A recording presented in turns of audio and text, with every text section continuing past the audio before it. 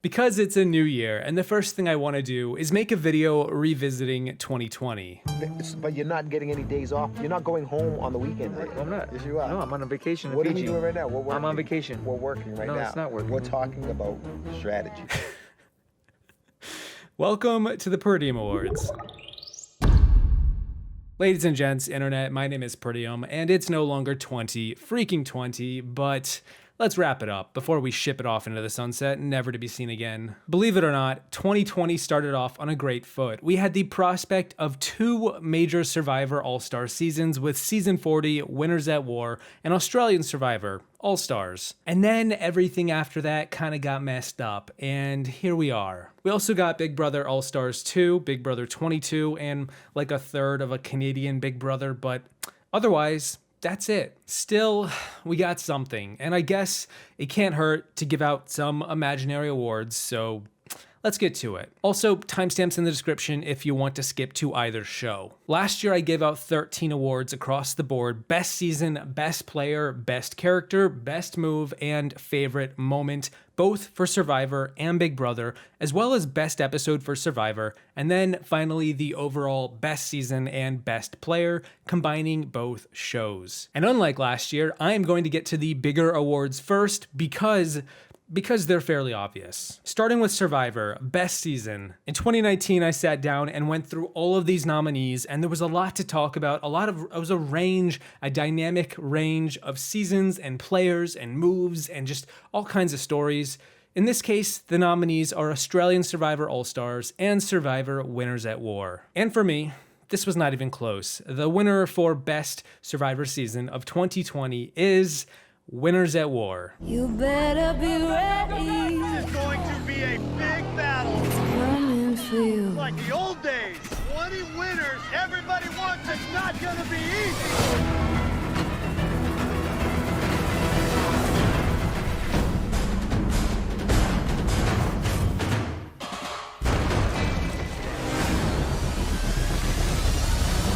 Having 20 winners battle it out for $1 million is epic enough on its own, even with the edge of extinction gripping its nasty hooks into the game. I still enjoyed what the season gave us. It wasn't perfect, but it hit home for me emotionally, and the gameplay was incredible when it was hot, and then also sometimes left me scratching my head. There were a lot of great storylines, great moves, fun characters, and camp moments with comedy and flavor, tons of strategy, sometimes stuff we had rarely ever seen or never seen before, and ultimately a very satisfying conclusion.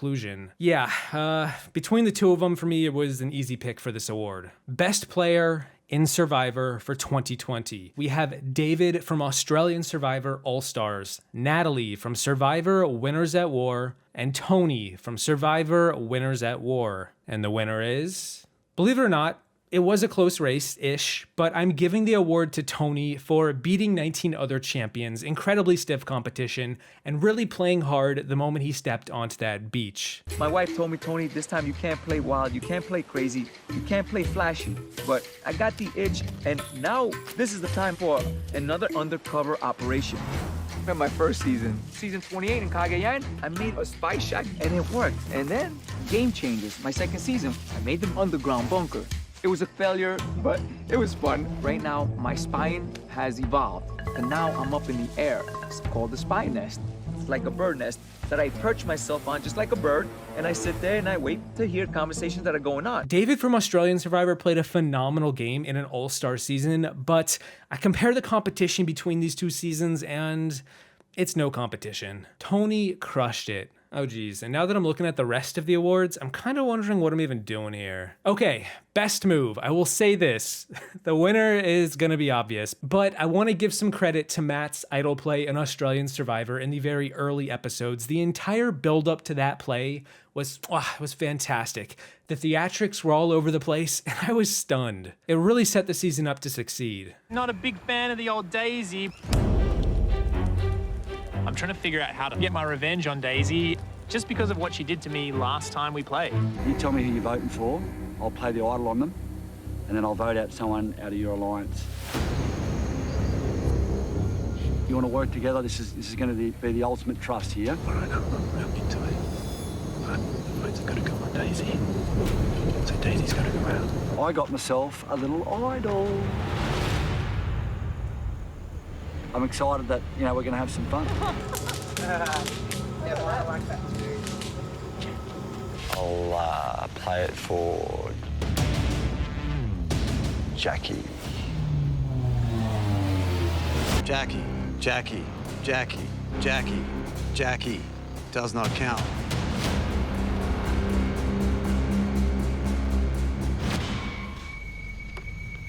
Daisy.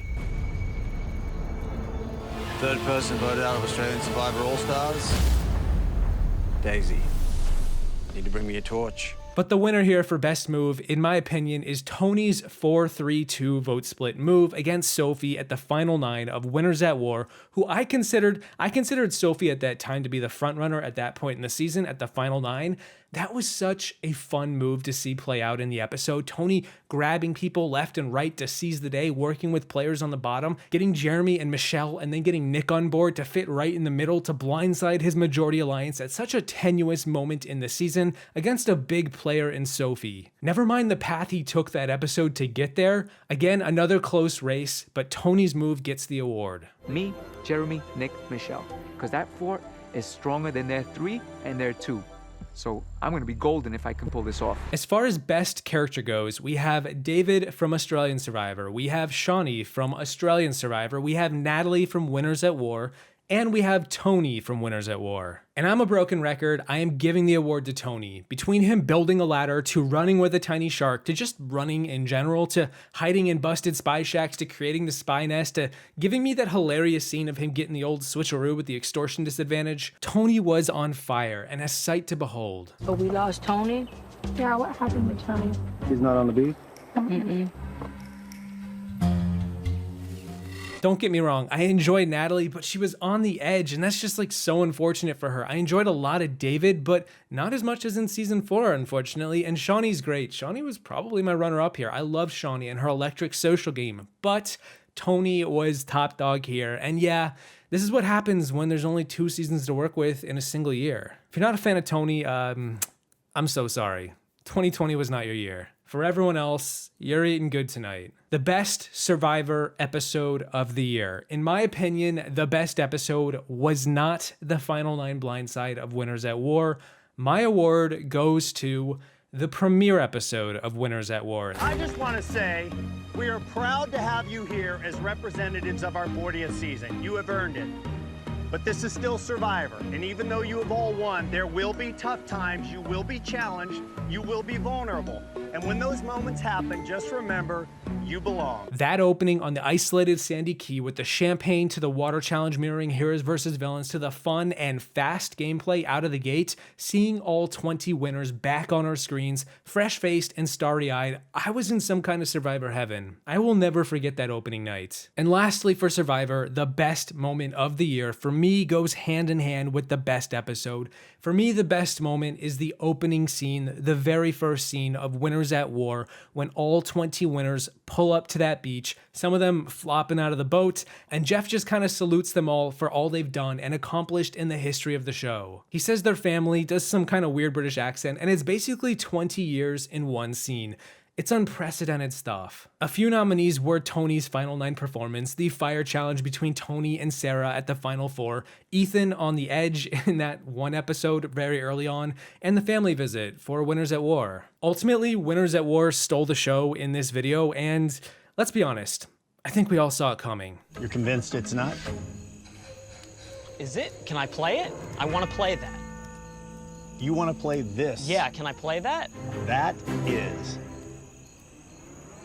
not a hidden immunity idol. Switching to Big Brother in 2020, and wow, we are in dire straits. We have 2 seasons to work with. I am not including Australian Big Brother because I didn't watch it, and from what I've heard, I don't think that was a bad call. We have Big Brother All-Stars 2, also known as BB22, also known as my second least favorite season of Big Brother US, and we have Big Brother Canada 8, a season that was discontinued by day 25 due to COVID-19. Best season award goes to the season that managed to see itself play out to completion, and that is Big Brother 22. Nothing against producers of Big Brother Canada. This was a completely unprecedented situation, but I gotta give it to BB22 here. To say the bar could not be lower might be an understatement.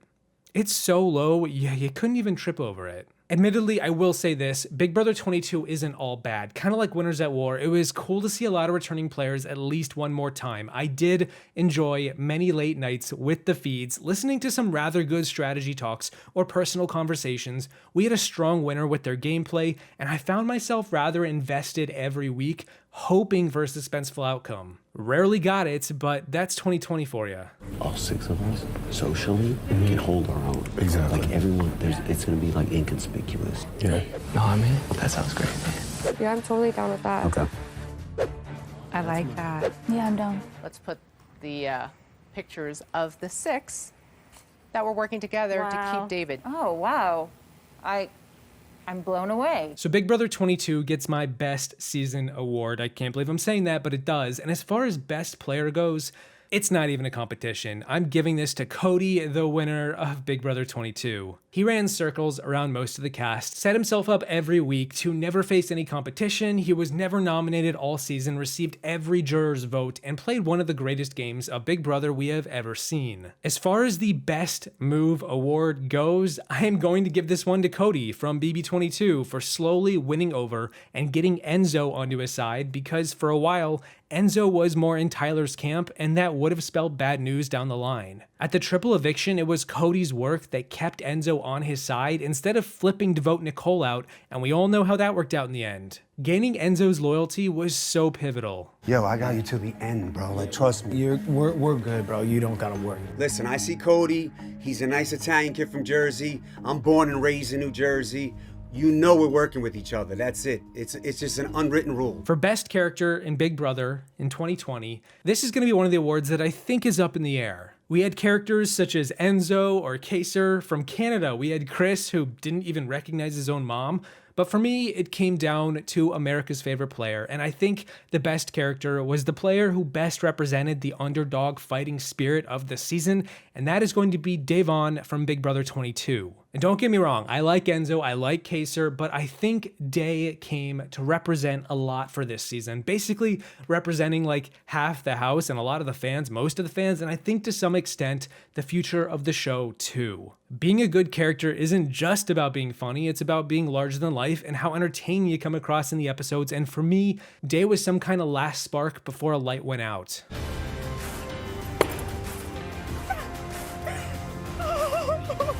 We safe. She will not be the first member in the jury. It is a new chapter. It is a new season. It is a new game. Let's go, Day. Let's go. I'm so excited. Congratulations, Davon! You are America's favorite house guest, and you're going home with 25 grand. Don't make me ugly cry. You know what? You can do whatever you want. You're America's favorite. And then lastly, hands down, my favorite moment of BB22 was when Cody cut Nicole at the final 3 in the finale, and I personally didn't see it coming. Cody never mentioned that he was doing this on the feeds. He never told anyone, and I thought he was gonna win either way, so like, what did it even matter? Just take Nicole, he was closer to her. But then he didn't, and Nicole was so shocked, and so was I. I've been playing this game 24/7 for almost 90 days and never took a minute off. During my last season, I won the final HOH and decided to take Derek with me to the final 2. Gotta make it to the final 2. I'm so sorry, Victoria. You know I love you, but I have to evict you. My loyalty to my ride or die cost me $500,000. This time, there is no way there's anyone getting in the way of me winning that money. I'm loyal to both Nicole and Enzo, but if I win, I'm choosing whoever I feel more confident that I can beat.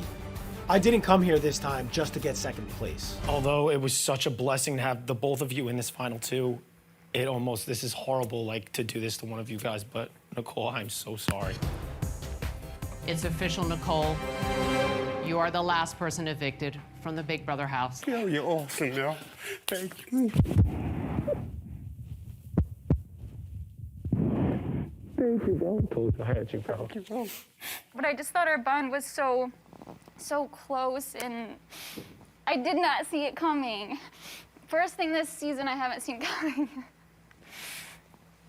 And that's about all she wrote. That's about all she wrote for Big Brother in 2020. I kind of hope one day we see some of the players from Big Brother Canada 8 get a second chance, maybe in Big Brother Canada 9 or 10 or whatever. I feel like they kind of got the short end of the stick, and it kind of sucked because I felt like this season could have been something better. That said, when combining both Survivor and Big Brother into 1 year of 2020 social strategic games, the last 2 awards I'm giving out are for Best Season of the Year and Best Player. For me, the best season of 2020 was very obviously Survivor Winners at War. From the first episode to the finale, with almost all the winners capping off their Survivor journeys to Jeff after the Final Edge challenge, it was so emotional to watch. At least for me, who is so deeply entrenched in the Survivor universe, I ate it up. And after all they had been through to get there, through numerous seasons and all this time, the gameplay was frenetic and explosive and sometimes confusing, but altogether it was a season of Survivor I will never forget and always hold dear. It caps off an era, and I can't wait for what's next. And then for the last award of 2020 for Best Player of the Year, it's between Tony from Winners at War, who I said was the best player in Survivor, and Cody from Big Brother 22, who I thought was the best player for Big Brother. And the big difference here is I got to see a lot of Cody on the live feeds. I saw his excellent gameplay minute by minute, whereas with Tony, I saw a lot of good and some not great, but I do think the Survivor cast was way more stacked than BB22's, even though they were both all-star seasons. Okay, I've been thinking about this one a lot, and I'm just gonna say this. I'm going to be giving the Best Player Award for 2020 to Tony from Winners at War because of how much adversity he faced and still came through with shining colors on the other end. He was pushed to his limit, and I don't hold that against him, but he also elevated his game to another level. He won immunities, made bold, smart moves, laid low out of the gate, and really harnessed such small, subtle maneuvers all season that really paid off by the end. Cody did a lot too, and I saw a lot of it, and there's a lot to be said about his game, but I'm going to be giving the Best Player Award to Tony. Hey, enjoy this. You got one more day, you're done. I'm so sorry, man. Don't apologize. Look, I'm not gonna say sorry for it. If I was gonna go out of this game, that's how I wanted to go out. And if I wanted someone to take me out, that's who I wanted to take me out. I wish I could be there with them. You know, we talked about this for the last 38 days. It's not gonna happen, but it's okay. And he can still finish what he set out to accomplish. And there we go. The 2020 Peridiam Awards are done and over with, and pretty stock standard for what you might expect. I kind of went into this video knowing exactly how it was going to play out. I think a lot of other people probably would too if you're thinking about 2020 at whole, but nonetheless, there you go. So I guess I will just end this video by saying this. First, let me know who you would pick for Best Player, for Best Season, or any, or all of the awards. Second, of course, thank you for watching, to my subscribers, to my patrons on the screen, to the algorithm watchers. I'm actually not even sure how you made it this far into this video, so if you are from the algorithm, to be honest, it's probably a pretty confusing video for you. But regardless, lastly, I just want to say, don't forget, on your way out, it's a new year. Keep your head a little higher than before. And I will see you in the next one. Once I say to 2020, au revoir, adios, arrivederci, sayonara, or as we say in Boston, see you later.